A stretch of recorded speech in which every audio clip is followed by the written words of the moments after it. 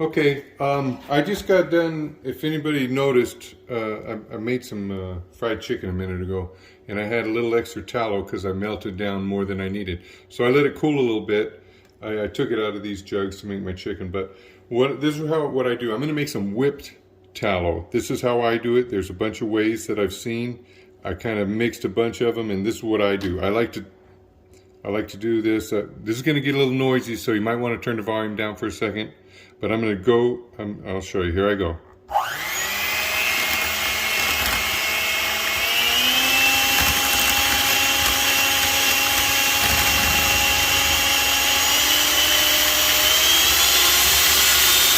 I got it all the way up on high now. And I'm going to keep blending this. I'm going to do this for about a few minutes at least, 3, 4, 5 minutes. And what I'm doing is I'm adding air to it. And it's just getting a little, I don't know, fluffier or lighter.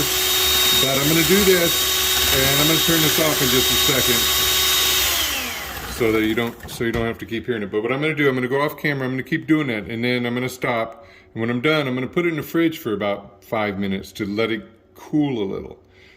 Actually, I'll set it in the freezer for about 5 minutes, and then I'll come back and I'll whip it again, and I'll do that like 3 or 4 times, and you'll see what happens here. So I'll be right back.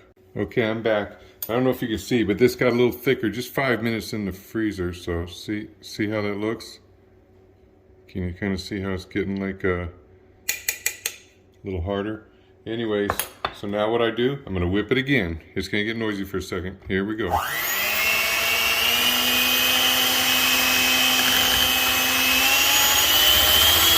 I run it all the way up on the high whip because you want to get more air, and as it gets colder, this whipping action, I don't know why, let me turn this off. I'll tell you, the more you whip this, you let it cool, you whip it, cool, whip it, cool, whip it, about 3 or 4 times, and then you put it in the fridge.